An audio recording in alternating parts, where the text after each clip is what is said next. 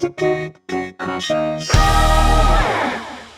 Greetings, GateCrashers family. I'm your host, RJ Durante. I use the pronouns he, him, and I have a real treat for you. Our guest today is an author, playwright, journalist, lyricist. Essentially, give him a pencil and a piece of paper, and I'm sure he'll create something magical. Some of his selected works include Almost Like Being in Love, My Most Excellent Year, and my personal favorite, Last Days of Summer. On top of all that, he is also a social and civil activist, giving voices to those who have been silenced. So please welcome Steve Kluger. Steve, thank you very much for being here today. Thank you, RJ. I think the first question might be the toughest question that you're gonna get today, and it's something that we ask everyone who comes on. What is your favorite sandwich? Okay. At Subway. Okay. Okay. All right. 6-inch turkey on wheat with lettuce, green peppers, and brown mustard. It sounds like you have that down to a science. That's very impressive. Have it down to a science. I had it an hour and 15 minutes ago. So, I can't get the same thing. They're like, don't you want to try anything else on the menu? It's like, no, why mess around? You like what you like. Why would you change? So going back, starting in the early days of your writing, what clicked and made you want to be a writer and say, this is good. I can do this. Okay. It's weird. Okay. I was told all the way through high school and my one semester of college that I was a writer. And I didn't get it. All right. I did know that I could bluff my way out of anything with words. All right, written down. I could get through. I remember, all right, it was my ancient history exam. I despised ancient history. I used to sit there during ancient history, and while he was droning on about whatever, I do things like I practice my autograph. I try a couple of different ways.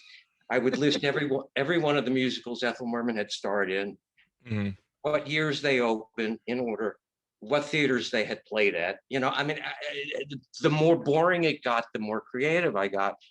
But I always knew that on the exams were always 3 parts. One was true, false, one was multiple choice, and one was essay. All right. The true, false, 50-50 on anything. And if you really pay attention, it's like, this sounds pretty obvious here. Multiple choice. They always give you a couple of dumb answers so that you'll have an advantage. Multiple choice, if you got half a brain, you can at least get by with 3/4 of them. Essays. All right. I did an essay on the Peloponnesian War that was unbelievable. It was just so passionate, and it was so, opinionated to the extent there was a definite side I was taking, and why it helped set the groundwork for everything and how it could have gone. What I don't know about the Peloponnesian War would fill an ocean, but it was just the word. And I wound up pulling, for having done no work that year, I wound up getting a B minus in ancient history. And I could still not tell you. I know the phrase Peloponnesian War. That's it. All right. So given a map, would you be able to right now tell me? No. I know it's over there someplace. I know I give you a circle. I know it's southeast of Europe. I mean, that's all. It's somewhere in that glob. But I knew nothing, and I used to do stuff like that all the time. I would goof. They'd post lunch announcements every day that was done on a copier, and I purloined one. And one night I just did a phony one, and went around during the middle of the night and posted them. And it was a boarding school, and everybody's crowding around the next. It was just a goof. It was a satire, right? I never, ever, ever confused this with writing. All right. It was just pure bluffing. This is just pure fun. And then I got 1 year in college. My was a student teacher, had read one of the essays that, again, I bluffed, but he was bluffing too, because the first day of school, he wrote 3 topics on the board that were deliberately as dry and arid as possible, because he wanted to see what we had. It was a comp lit class. And he didn't want, they didn't have to be good. He just wanted to see where we each fell on the spectrum. And one of them was called The Significance of Flags. That's the kind of what he was giving. And I thought, well, it's the least of all evils. And I wrote it in the first person as though I were a flag. My nationality in this case was American, but knowing the history, I gave my own lineage, but I also give the lineage about what the ancestors and what we represented. And I just and I finished like about 60 seconds before class ended. And I turned it in, and he called me into his office. And he said, okay, you're one of the most gifted freshmen I've ever taught. He said, all I'm going to tell you right now, he said, I'm looking forward to working with you this year. He said, I'm going to tell you right now, if when you get out of college, you don't make some use of this, it will be a waste of a natural resource. I just need you to know that now. And I'm like, he's crazy. Just, again, it was the same thing. And 10 years go by and I have no interest. And it was baseball that did it. When I discovered baseball at 26. And I mean, I'd been to a couple of guys. I never did anything for me. I'm no athlete at all, and I hated sports in school. But I saw probably the third baseball game of my life, but the only one when I was paying attention. I was 26 and went nuts. I mean, overnight, I'm grabbing every baseball book I can read from every secondhand bookstore, and devouring the sport and internalizing 100 and some year history, 120 year history at that point, because I wanted to. It's not that I was, I couldn't get enough. And that was in June, and by October, people were asking for my opinion before they made book on postseason play. Wow. Because I literally had picked it up that quickly, and I became this baseball freak. And 1 year down the road, it reached a critical breaking point, and it broke right through and turned into creativity. The passion was so intense. I had to do something with it, and it started coming out of the fingers. Until then, I had no idea I could write, none. And there was no looking back.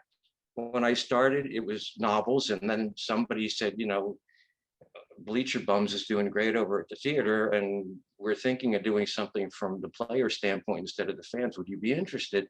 My first play came out of it, and there was one after. There were no barriers. It's like you said, give me a topic, give me a meat, I'll write it. I'll just do it. The only thing that never occurred to me, given that it was what I grew up on and was so passionate about as a kid, was musicals. I mean, I was writing plays, but I thought I could probably write the script for a musical, but the guys who wrote the songs. The songs are what I memorized. Good shows, bad shows, in between shows. I didn't care. I loved the songs. And the idea of being able to stand in an elevator and hear somebody over music singing something that you either wrote the music or words for was, I thought, how do they stand it? Yeah. I mean, how do you not just faint, or it just doesn't get better? So it never, ever occurred to me to go there. I mean, that was well out of my, domain. And suddenly here it is, later on in life, this was my first musical. And I was when I was writing the script, just to show where the songs ought to go, I took existing 40 songs and rewrote all the lyrics just to fit the script. Dummy lyrics, I thought, until the director said, we're not touching any of them. We're getting a composer who can write that kind of music. So what are you talking about? It was about half the score that I had written. And from that point on, I was working with him, Jason Howland. He's a Broadway composer and musical director. I think probably the only artistic genius I've ever known in my life. And he's that good because he just, what comes out of him? I mean, the feeling in the music, it's like I'm just interpreting a foreign language when I write the words, and the music only says one thing. There's a novelty nightclub song, and the last days of summer, Hazel, the nightclub singer, and the kid do a number in the club that's totally divorced from any storyline. It's just a novelty thing. And I wrote this goofy song about Cherry Hill, New Jersey is the romance capital of the world, in the context of, how these two people who are singing this song met and fell in love one rainy night in an Irish grill in Cherry Grove. I'm like, where does this come from? I didn't know I could do this. So But it really, the baseball game started it. And it turned out that anytime I had a passion for anything, the first place it would manifest itself was on paper. And God knows I've had a lot of passions in my life, things that I've researched, things that I've gone after, and there's always a piece of work that represents it. So, it's, you know what that was. Yeah, so it's just great.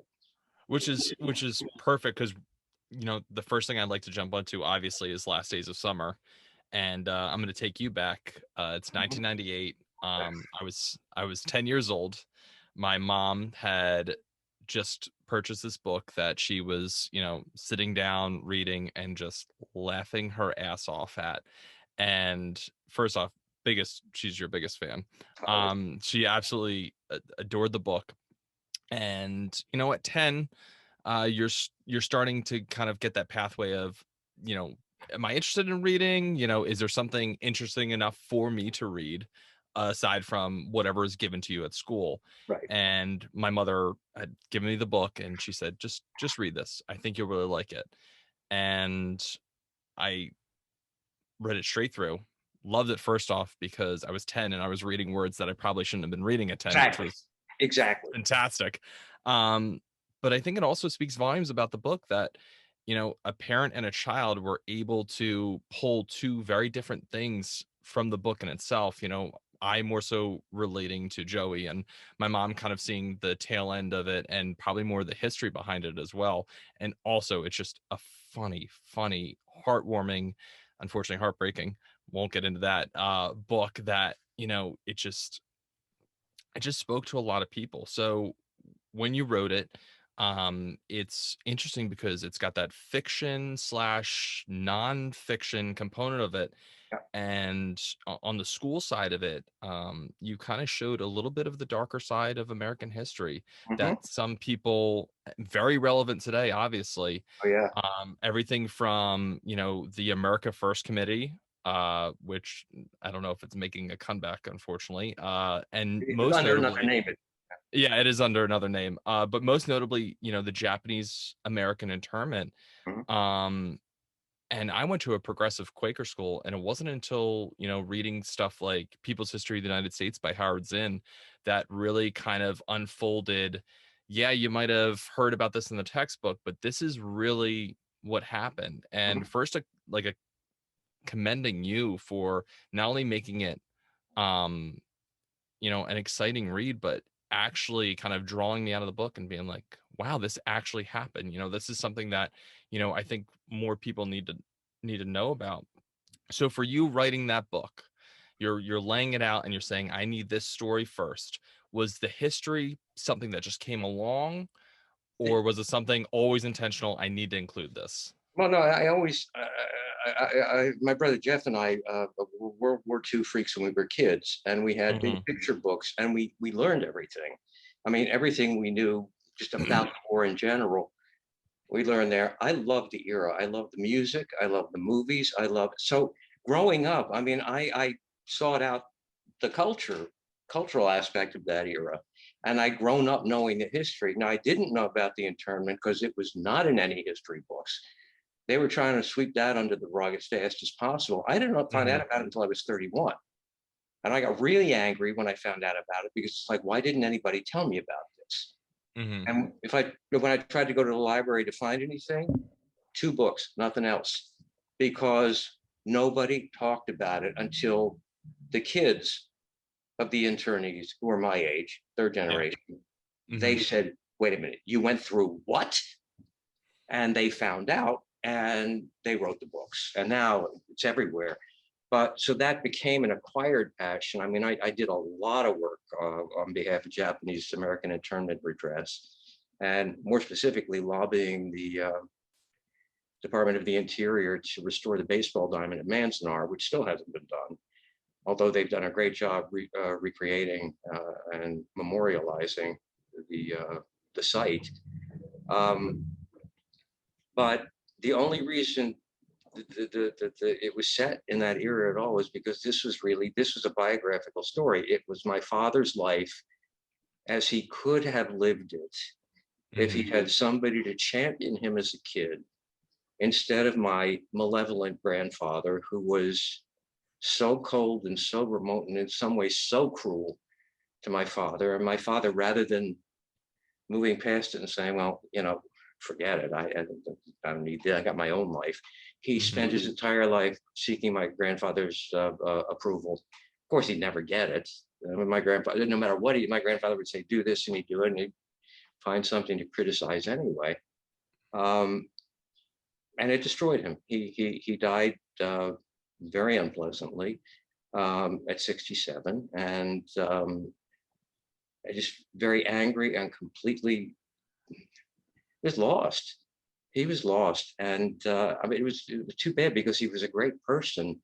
He had a great sense of humor, and he loved baseball. He was a Yankees fan, and so when I came up with the idea, it was basically this was for my father. I didn't know him as a kid, but I created this the same era when he, grew up, when he was that age. He was Joe's age, and I was playing around with it for a few years. I knew I was going to have to be a little bit older to write it than I was at the time. I said, this has got already, it smells like maturity has got to be a part of this, and I'm not ready to do it, but I can at least play around with a format. And I had enough put together the first third of the book, just the letters. I didn't have any of the other stuff in there yet. That I sent it to my dad, and he called me. He was laughing so hard, and he had emphysema at the time, and he really shouldn't have been taxing himself, but he couldn't help it. And let me get rid of that noise. He just was so it struck him as so funny. And when I told him, this is you as a kid, he said, no, this is you as a kid. Because of all the stunts, he said, I never would have pulled any of that stuff. And he reminded me of things that I had long taken for granted, with things that I had done when I was a child that I had absolutely no fear of. I mean, there was no such thing as taking an unnecessary risk because risks were par for the course. I mean, they were normal. If you didn't think outside the box, you weren't going to get anywhere.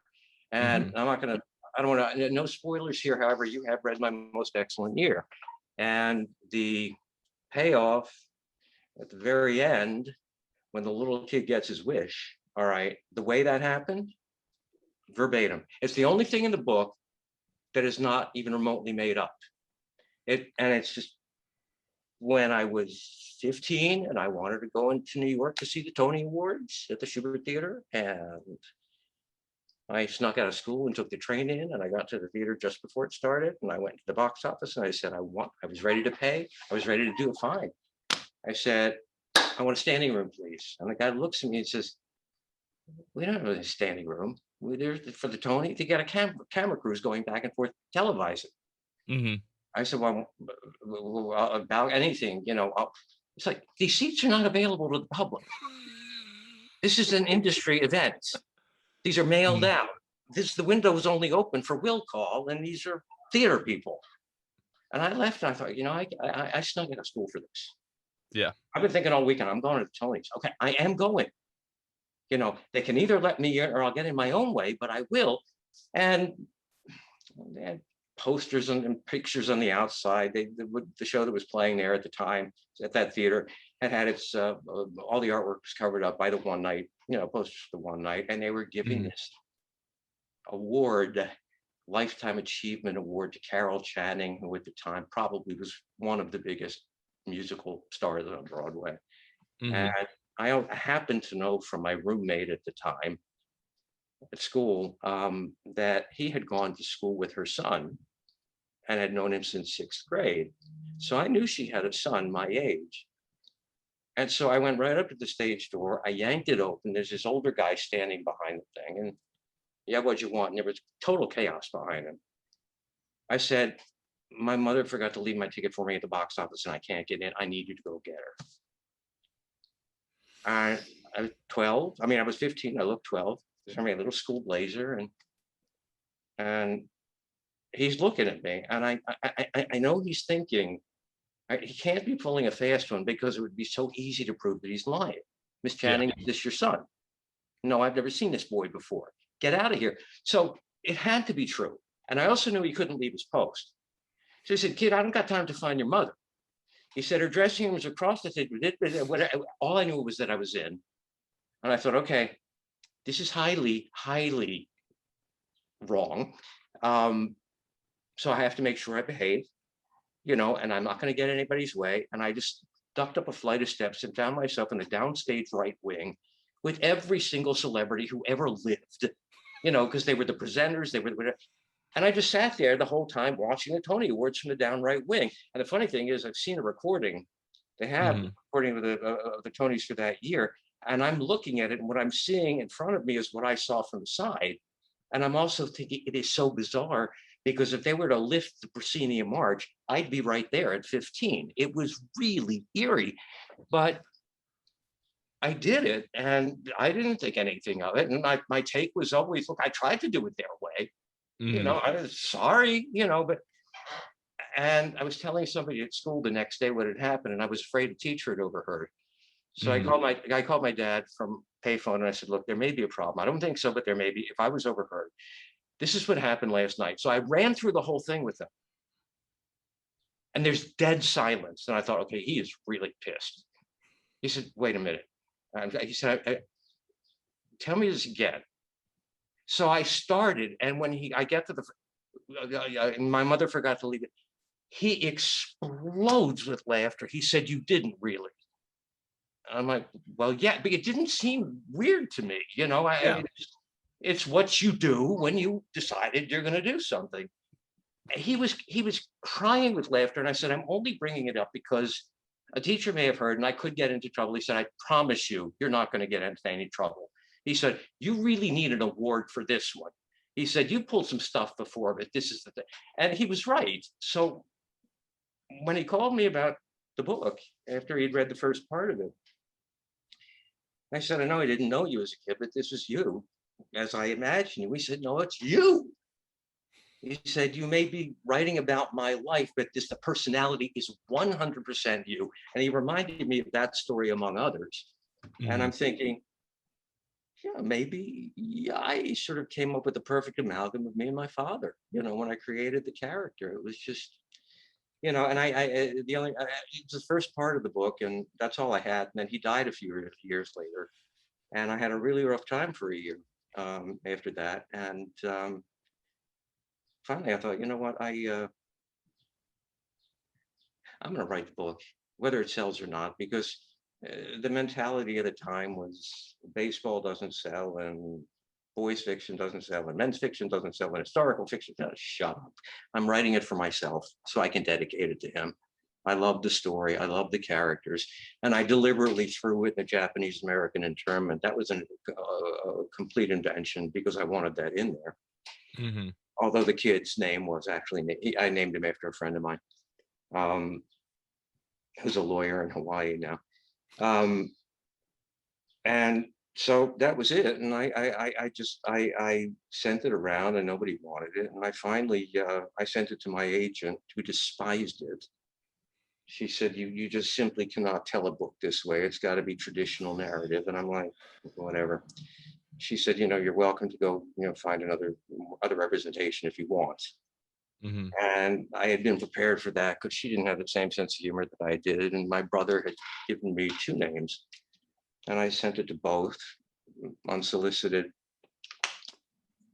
And I heard from one just before Christmas of that year. And she loved it. Because she's a baseball fan, she's pure New Yorker. She said, I don't know what it is I just read. She said, I just know it's not like anything I've ever read before, which either means we're going to have an easy time selling it or a hard time selling it. If we have a hard time selling it, be patient. It'll be worth it.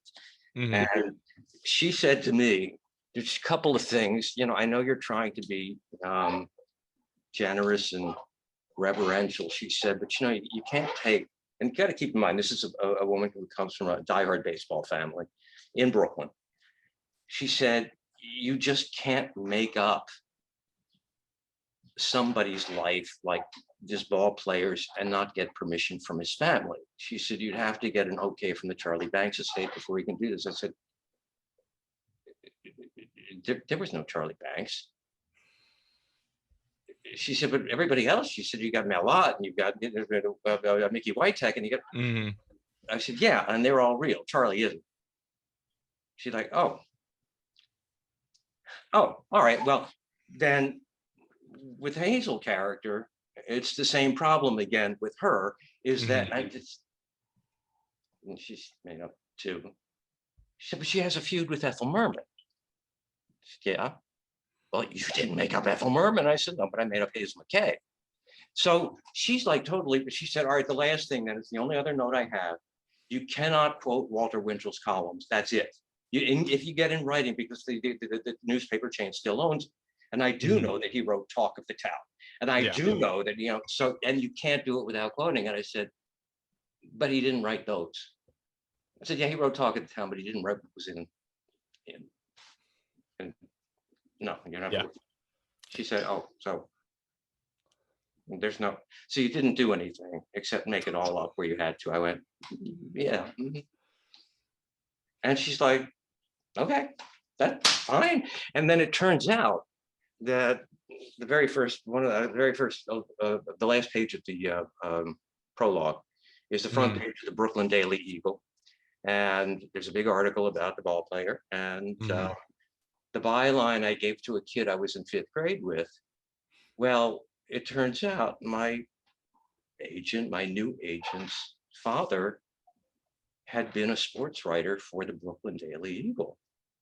So from that point on, I just used his name, and it's still in the book to this day. So yeah, it worked out. It worked out really well. So I thought it was going to have a readership of about 6, 7 people, all of whom I was related to. Because I've been told, I've been so prepped that nobody's going to want to read this kind of book, that when it took off, I'm like, I have no idea what I did here. None. It's also completely personal that it just, I don't know, beats me. So it floored me, because it really was, my father's life was on the line there. My life was on the line there, and it just somehow worked. So.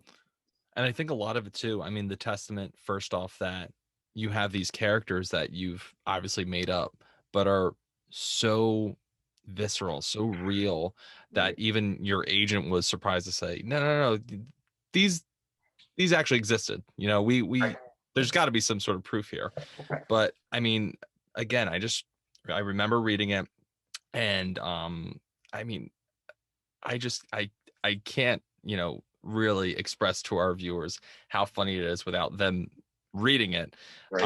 From the line, got it down to 10, but adultery still in. It kills me every time.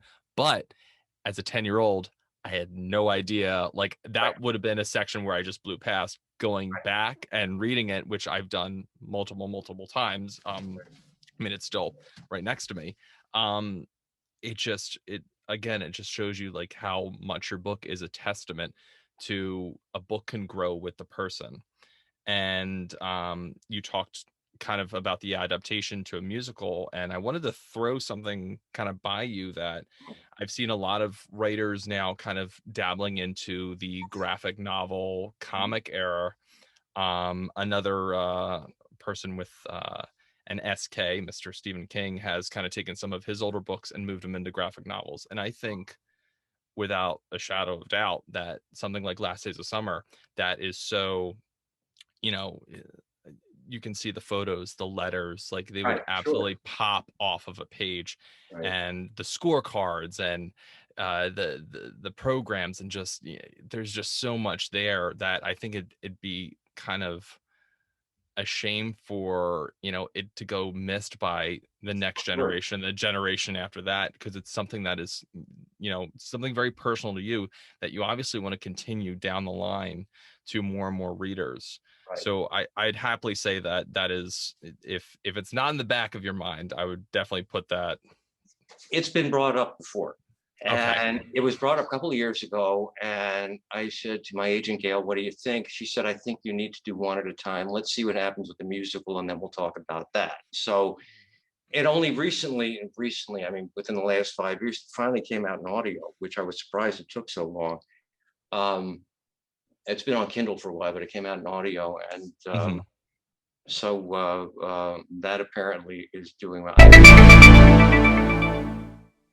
Moving on from Last Days of Summer, I do definitely want to get into My Most Excellent Year, A Story of Love, Mary Poppins and Fenway Park, which, hearing that your father was a Yankees fan and then you kind of went into the Red Sox nation, just wild to begin with. But you have three very unique narratives and three very distinct voices, and they're teenagers. And I'm assuming at the time you were not a teenager when you wrote this. And I mean, just addressing the fact that we're hitting this peak of beginning age of internet, instant messaging, emailing, texting is very, subliminal. So kind of how did you get to that place where you're able to find those voices and write for teenagers about teenagers? It's the same as before. They're all real people. I mean, I kind of steal them from real life. Alejandra is my sister-in-law, Alejandra. Mhm. Of course, she's not 14, Yeah. but I mean, she's a great character. I mean, in real life, she's a very distinctive personality. So I'm going to make her 14. And originally, the The dream of all women, if I might. oh, of course. Um, Originally, I was going to have the school musical be Sweet Charity because I could so clearly see her in the pose from the very original with the short black dress and the handbag slung over her shoulder and looking up. She said, "Are you out of your mind?" She said, "They're in ninth grade. Sweet Charity is about a hooker. Excuse me, it is not going to happen." So, all right, fine. She said, "I'll tell you the one musical when I was growing up, I always, always, always, always wished I could be in was Kiss Me Kate." She said, just the lead soprano role. I learned all that music when I first came to New York. As she said, that's my dream. I said, "Oh, that's good." I said, "Kiss Me Kate, Taming of the Shrew, Shakespeare, it's perfect for Mhm. kids." So that's how that happened. And Augie was me when I was a kid. I mean, except I wasn't fabulous, but I mean, everything else that he says and does, I did too. And it's only the Chinese American element because I grew up, the first musical I absolutely fell in love with was Flower Drum Song. And Mhm. I was 6, and I was so impressed with the voices and the pictures on the back. I was old enough to start reading, so I knew everybody's names. My mother read me the liner notes, so I knew what the plot was, and I fell in love with Mhm. these people. And for that year, it was my first grade year.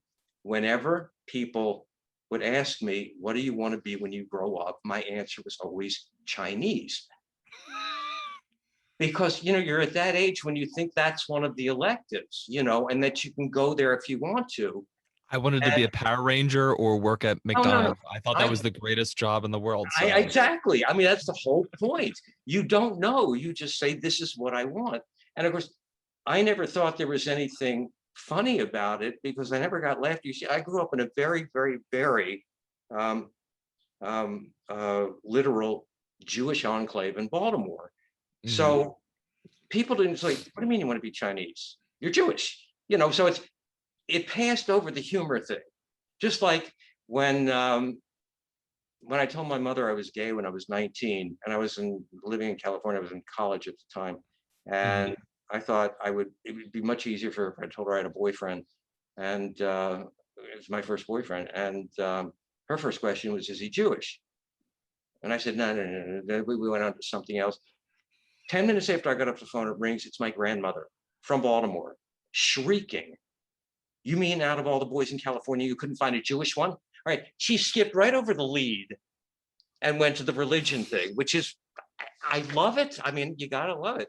Um, so For a second there, I will have to say I have a very similar friend who the first question his mother asked was, "What congregation does he go to?" you know, And he just, very was, "I'm not sure. We'll have to meet his rabbi for that." And it just mhm. Yeah, it just that's where it automatically goes. Yeah. And so as I was getting older, when I started to write, I said, at some point in my life, I am going to be Chinese. I'm making it a point. So when I wrote myself as Augie, I went Chinese American. There you go. I did it. So that was me. And um, TC was based on a kid that I knew in school.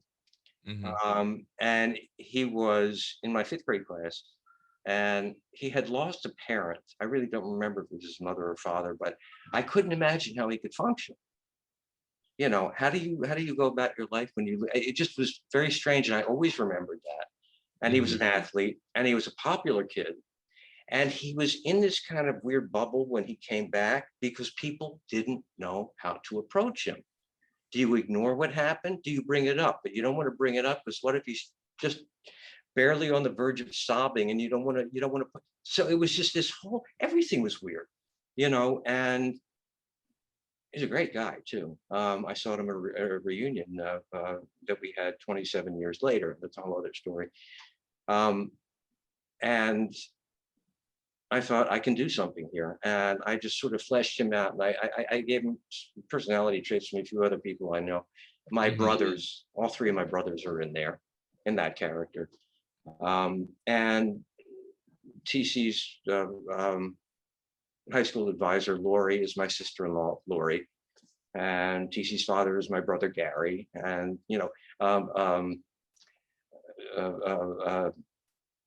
Augie's father's partner at the bookstore, Phyllis, is one of my dearest friends, Phyllis Bryant. So again, I don't make anything out. It's like they're very real personalities, but they well better be. I mean, I had the real people vetting this, and it's like they better be authentic because I will be told if they're not. And I think I had the best time writing my sister-in-law, Lori, because she has so many quirks, and she has such a great sense of humor that's understated. She has a sense of humor, especially when she's frustrated, that makes me cry with laughter. So she read through it and she said, I'm funny. I said, yes, you are. I mean, some of the stuff she had actually said, I remember when my nephew Noah was first born. He was a few months old, and we were outside the house on the porch. She was holding a baby. I was there, and her 2 best friends, Glenn and Mark, who were a couple, were there. Mark was actually Noah's godfather, or my niece. No, he's Noah's godfather, and was the man of honor at their wedding.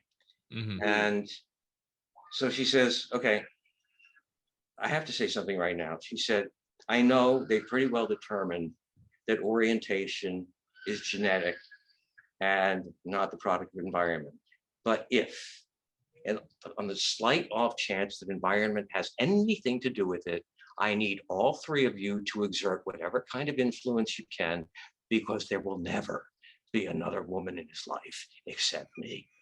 And it was such a great mother thing to say circa present day. She meant it.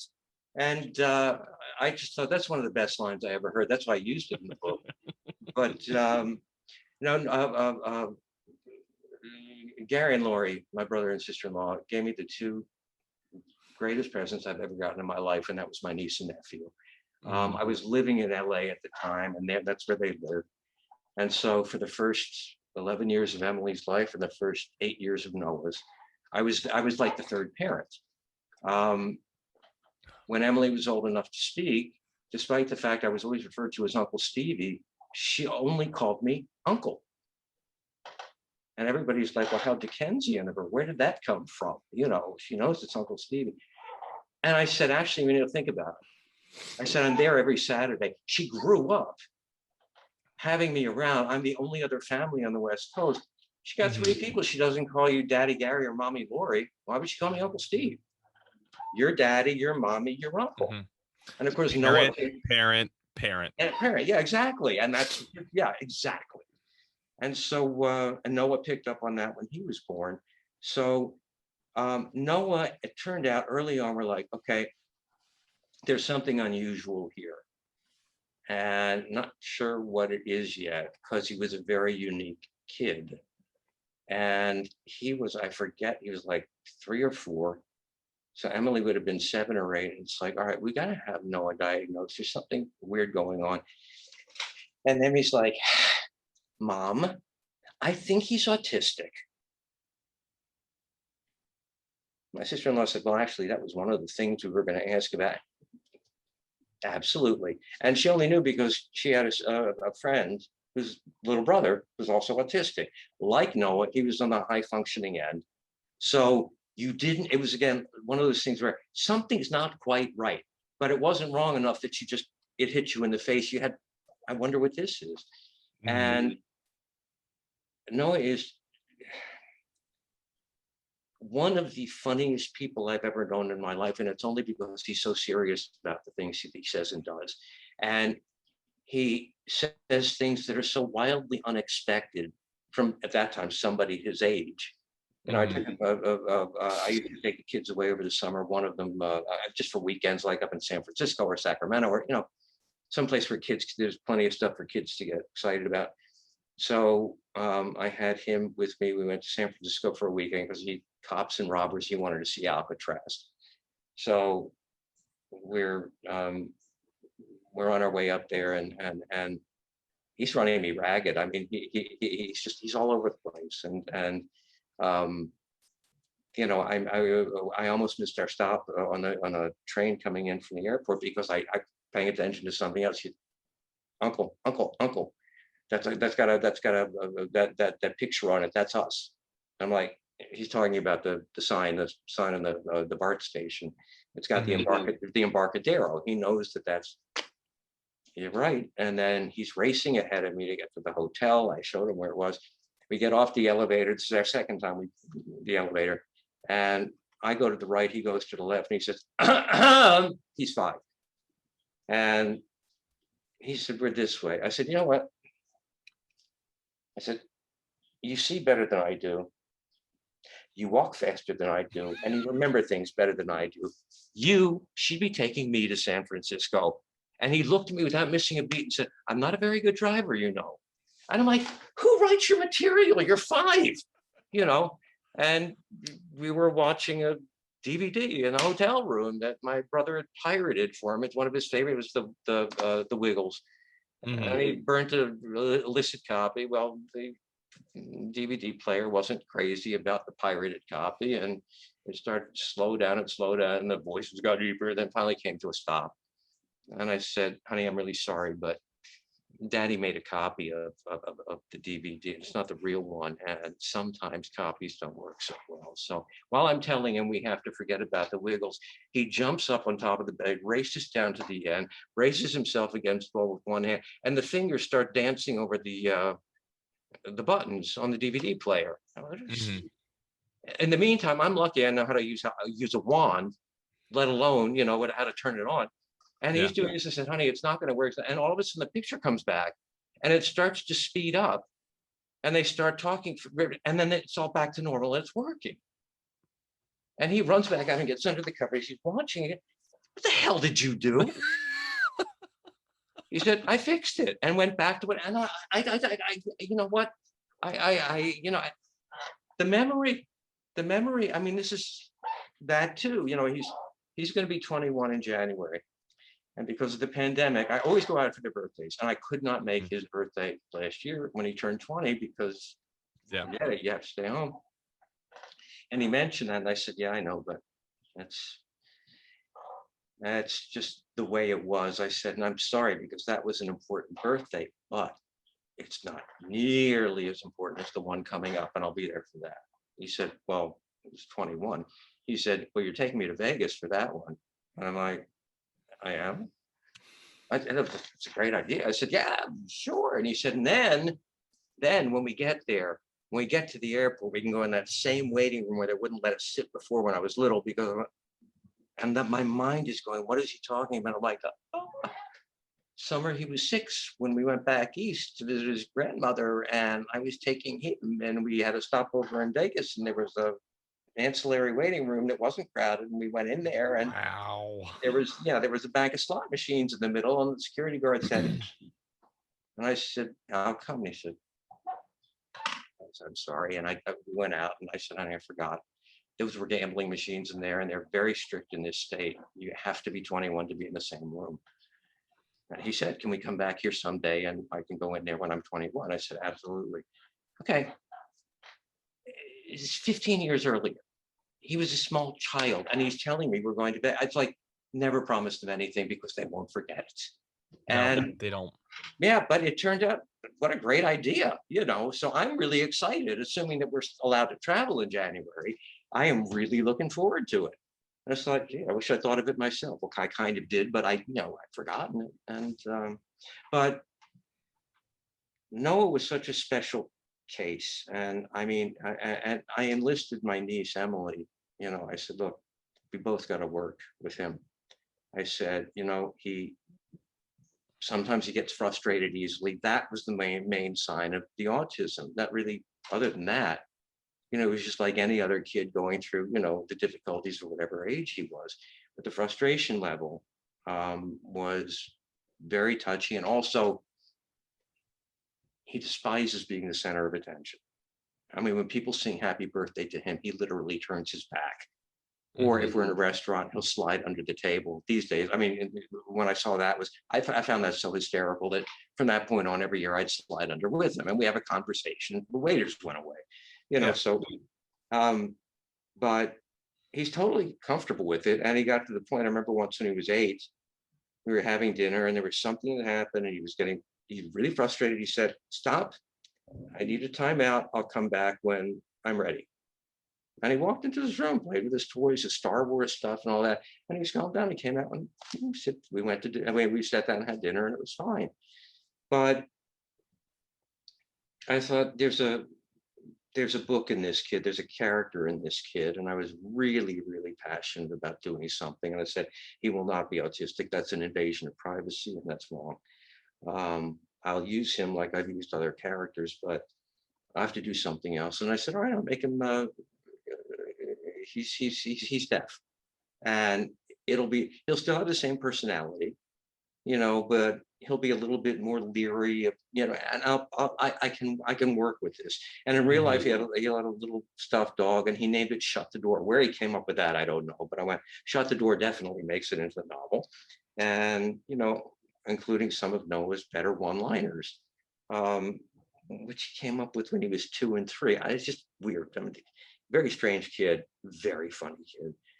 And so that's how I came up with the character of Hucky. And the only reason that some plot worked its way in there was because one Saturday when I got over there, Emily was sitting on the couch. She was just finishing watching The Princess Diaries, and which I still have not seen.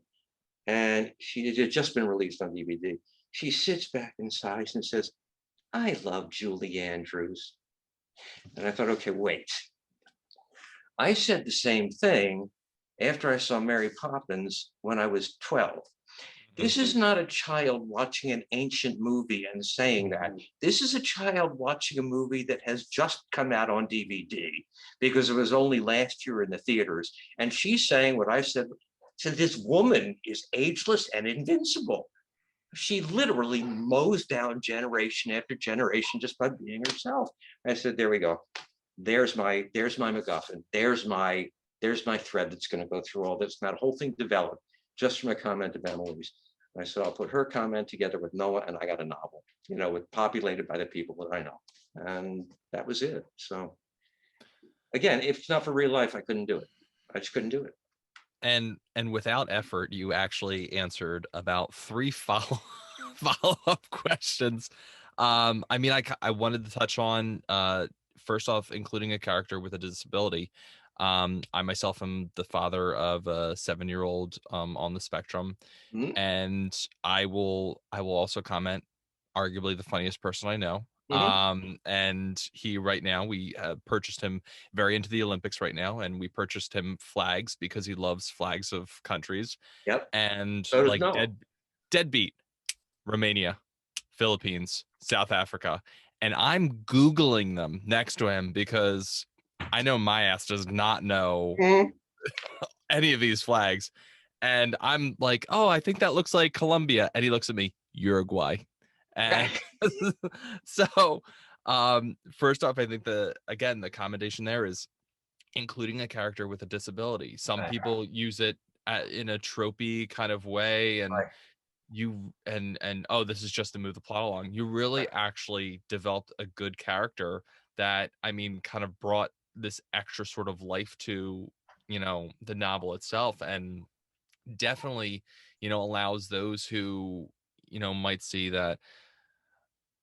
I'm trying to think back, like even reading in high school and middle Mhm. school.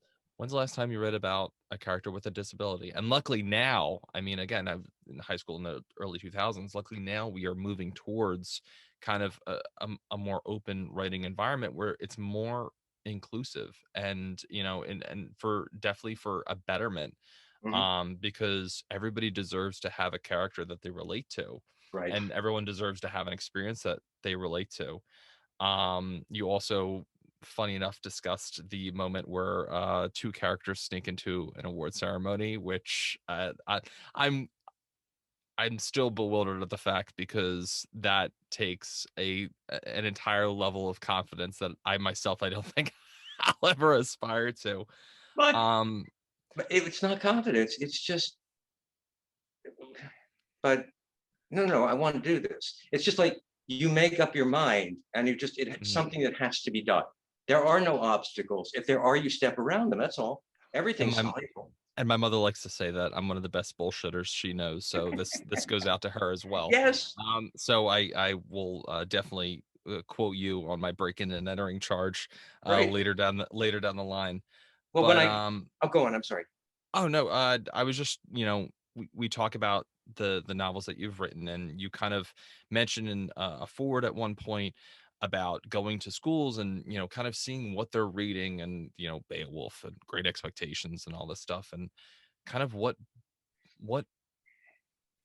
what does it say to you when, kids are trying to reach out and bring in new books into schools, and trying to have, stuff that wasn't written 200, 300, 400, a millennia before, that has no relative experience to them, and it's definitely pushed on them, like what kind of, especially with your talking earlier about, history, and trying to drag something out of it, like especially in English, especially if you're an aspiring writer or somebody who loves to read, like, and there's no motivation there because the books that you're reading, and you can say this as an author because you sell books, if you don't like a book, you're not going to read it. Right.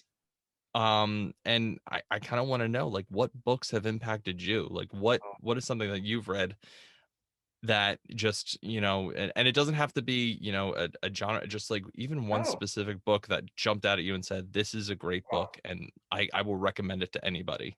well, I mean, it's my go-to from minute one. I was 11, and the big title for the previous year had been A Wrinkle in Time by Madeleine L'Engle, and it took a year to read it because it was never in the library. I mean, it had come Oh back, wow. and it was like on a revolving door. I mean, it was just, and when I was 11, I was in the school library. It was October that year, and I went in afterwards, and I went to this spot on the shelf where I knew it would be, and I knew I'd see the empty slot, and it was there. And I'm like, oh my God. I mean, I just one of those moments where you're hyperventilating because it's like, okay, I'm not really seeing it, or I am seeing it, but it's going to vanish in a minute. The part of me is thinking, if you don't grab the damn thing now, somebody is going to come in and take it. Hmm. So I grabbed it. I went home. I read it. I finished it. I started over. I read it again, and I read it a third time before the weekend was over. And I kept it for the entire 2 weeks I was allowed to have it, and I Hmm. kept reading it, and I kept reading it, and I sent a fan letter to Madeleine L'Engle and at the publisher. And this is October. I didn't get a letter back from her until the spring, for which she apologized profusely, explaining that it takes a very long time to go through a publisher because it has to send it to somebody's home. She would have gotten it Hmm. right away, but when you have to go through, so she explained it, and she got past it and then said, and she's going on thanking me, and it was clearly a personal letter and not a form letter. And she said, I do have to, in closing, I do have to tell you that judging by the way you express yourself, I would not be at all surprised if you grew up to be a writer yourself. Wow. She was the first person who told me that. And I'm like, okay, and that was that for then. And then when I was in college for my one semester, a friend of mine had the book on her bookshelf in her dorm room. She said, can I borrow that? I haven't read that in 7 years. She said, sure. And I read it because I discovered levels that were completely invisible to an 11-year-old. Mm-hmm. I mean, it's a very spiritual book. And I wrote her again. And I said, look, I wrote you a long time ago. And I recapped the letter. And I said, I'm overwhelmed by what I'm finding in it now. And she wrote me back. And the first thing she said was, how very biblical of you to write me every 7 years. And she thanked me again for it. She said, yeah, well, she said I had a bigger purpose than just writing a young adult novel. She said I was trying to do something more spiritually profound, but when it turned out I could tell it best through children, it wound up becoming a book for young adults. And so it really does work. And I'm so grateful you found that out. Then she went on to say, obviously, I don't remember the letter after that I sent you after all this time, but she said, Mm-hmm. I will tell you that I didn't make it a habit of always saying, you may grow up to be an author yourself someday. She said, if I said it, it's because I meant it, because I only said it if I really did see something there and it was enough to motivate me to point it out. Wow. So she said, there was a future for you when you were 11, and I hope you're examining it because it was quite clear to me at the time. And so, I mean, I'm just floored. I mean, it's like suddenly we're grown-ups and she's been part of my life. And I have to say, when my first novel came out, it was on the 7-year cycle. She got first copy and I autographed it to her. And it's 7 years again, but here we are. And I said, I think I finally got a wrinkle in time out of my system. Pause or not. And I signed it, love, Steve. And I just sent it off to her. I mean, it was literally, they had sent me 2 copies. And I thought, they said one for you and one for your mother. And it's like, no, one for me and one for Madeleine. And the response I got back from her was so overwhelming. The letter was just so great. But from that point on, every time I published a new novel, I'd send it to her. And Last Days of Summer was her favorite. And she said, what I love, she said, obviously, I don't remember, your style when you were 11. She Mm-hmm. said, but I do know your style when you wrote Changing Pitches, because I read that. She said, I love watching your maturity as a human being reflected in the maturity of the writing. She said, it's keeping an exact pace with the way you're growing up. She said, if you're doing it consciously, keep doing it. If you're not doing it consciously, forget I said anything because it's happening by itself. I was just so, she died just before My Most Excellent Year came out, which I really wanted her to read because, now I'm in YA territory and that's what I discovered her in. But she died earlier that year. And, but I have correspondence from her going back to when college, and I'm just, so there have been other books. Up and Down Staircase by Belle Kaufman taught me that there are different ways of telling a story, that you can bring in lots of different voices and creative ways, which has helped me enormously because I use that kind of a thing. The Southpaw by Mark Harris, which I think is the great American novel, although you really do have to be a baseball fan to love it. But I mean, I thought it's just, to me, that's it. Well, actually, no. The great American novel was, and always has been, Tom Sawyer. But if there were a contender for something more contemporary, it would have to be the Southpaw. And, a young adult novel called Iron Duke that was published in 1938, and I discovered it in high school. It was already junior high. It was already a dusty old book then, and I just flipped because It's about principles, and it involves a couple of college kids at Harvard in the 30s. But it's, standing by your principles and learning, not to go with the crowd. There's so much good stuff in there that you can't necessarily pinpoint at 13, but as an adult you can say, oh, I know why I love that book. I mean, you get it now. But and it's interesting talking to kids when I hear, because I would always go in and I'd say, yeah, so when did you start writing? Or I said I had to do it out of self-defense because I was always an avid reader until I got to high school. And I started signing this crap. I stopped reading. It's like their goal was to kill any desire to read in a child, and then it's a job well done. I never got it. I said, Great Expectations. First of all, try picking it up. I said, if you weighs 300 pounds, when you're used to the Hardy Boys, this is not an easy transition. But there was that. But they would speak back. They had.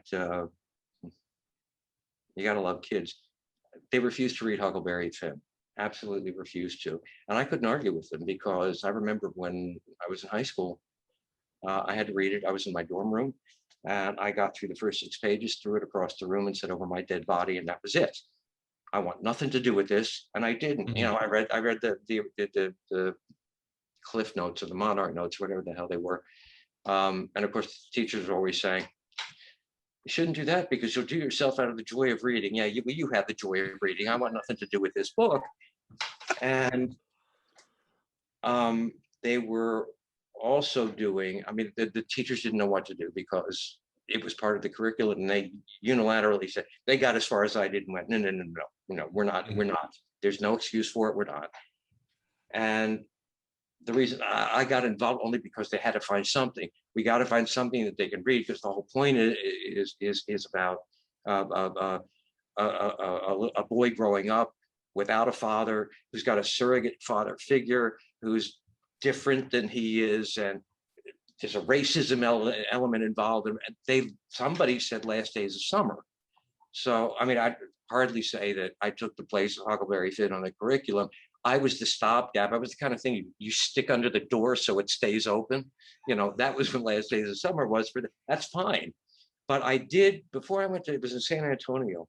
And I thought, you know what? I never did read Huckleberry Finn. And I thought, I'm going to read it. And I passed the spot where I threw the book across. I said, okay, I give myself points for being, that sensitive at 16. But I went on. First of all, I found the book hysterically funny, which I certainly hadn't before. And Tom Sawyer was amusing in its own way, but this one had me laughing out loud. And then I get to the pivotal moment, 3/4 of the way through the book, when Huck realizes that he's being asked to turn in his friend. Yeah. And he's recalling that he was always taught if he ever sided with the black man against the white, he was going to hell. And he says in this novel, I guess I'm just going to have to go to hell. I was so blown away. And that was when I realized this was one of the bravest things anybody ever did. Because if Twain had gone on a book tour in the South, he would have been lynched. Talk about a message. And I told the kids, I said, you know what? You're absolutely right. Do not read Huckleberry Finn, at least for the next 25 years. I said, you need to live longer. You need to be able to understand and learn about our cultural history. I said, there are many, many things you need to know before you can appreciate that. I said, I will tell you right now, Huckleberry Finn is not a young adult novel. It may have been back then. It is not now. It is an adult novel, and it's a brilliant one. You should not read it if you're a child. And that was that. And then the only other one I remember, go figure, Last Days of Summer was the read of an all-girls Catholic high school in Omaha. I'm like, all right, you know what? I give up. Whatever. And they were asking me about literature. And one of the things that they were really angry about was, one of them said to me, have you ever read Catcher in the Rye? I said, yeah, we had to when I was in 10th grade. She said, I don't get it. I don't get it. I just don't get it. And I said, all right, And the deal here is, I said, first of all, it is a brilliant book. I said, but you're talking about a book that was written in 1950. Mm-hmm. And it was addressing a teenager's angst. I said, okay, you have to understand, 1950, the word teenager didn't even exist yet. That happened a couple of years later. People still thought of growing up as you're either a child or you're an adult. Adult. Yep. There was no conscious knowledge that that middle ground had its own series of issues and development, evolutionary aspects to it. They just didn't get it. That happened in the mid 50s when people began to become aware.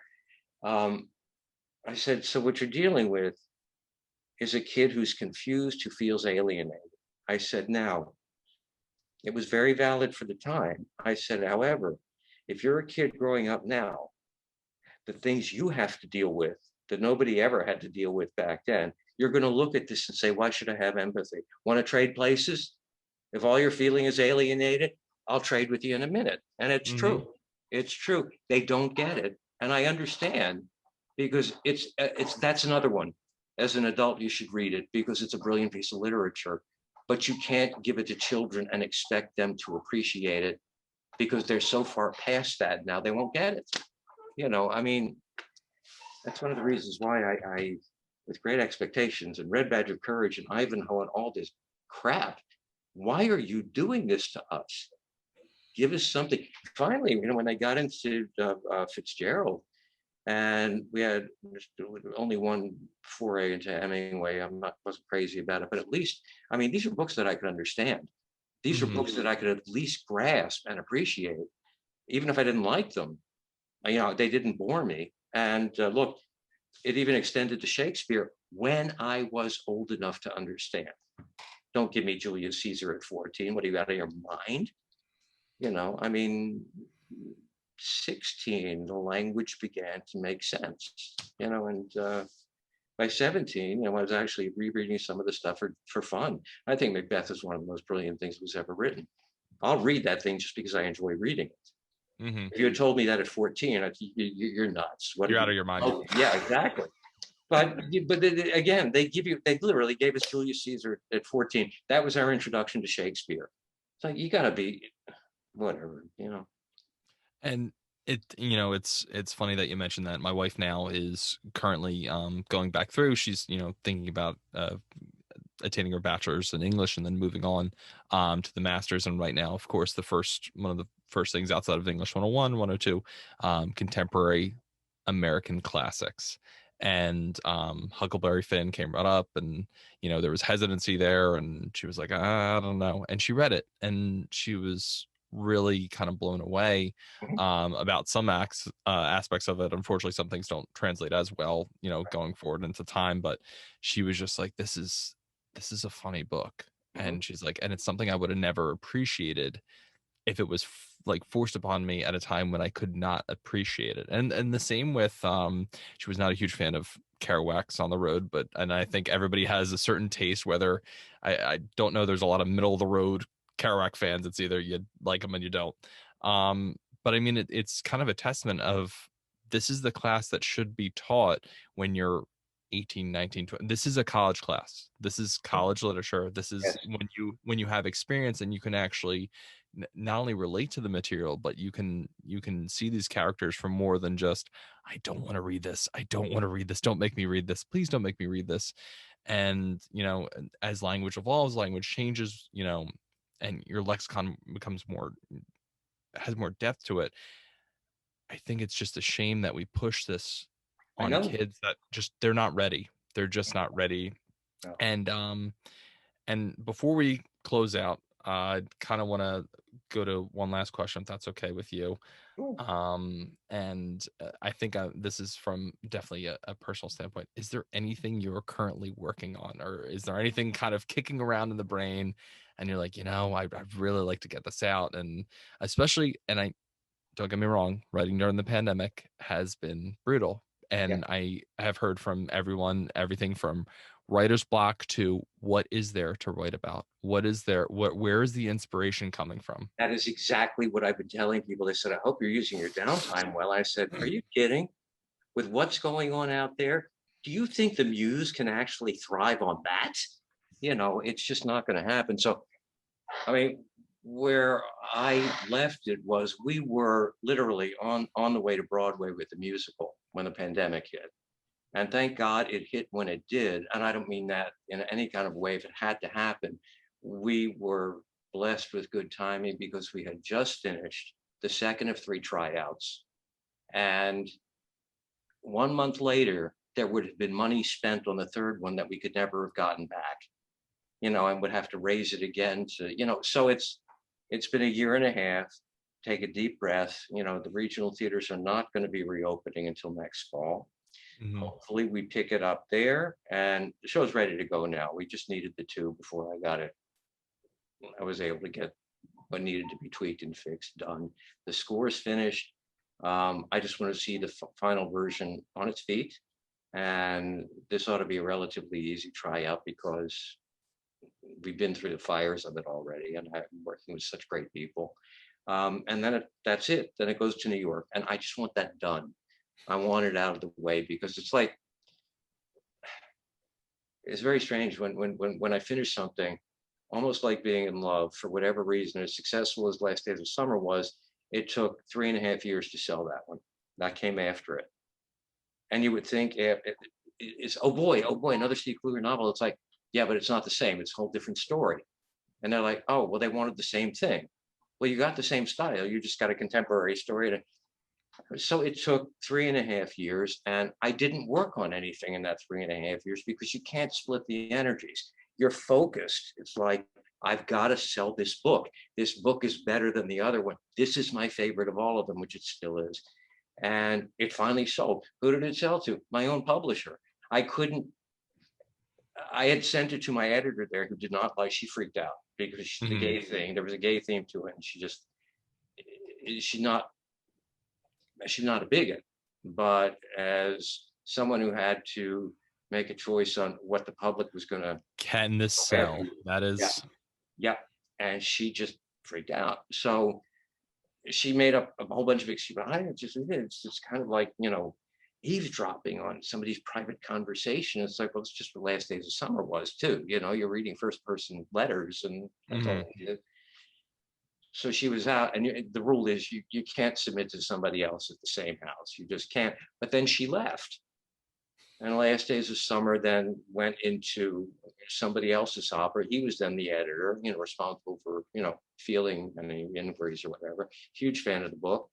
And he was this straight jock. And so I never once thought of sending it to him, although I was free to now.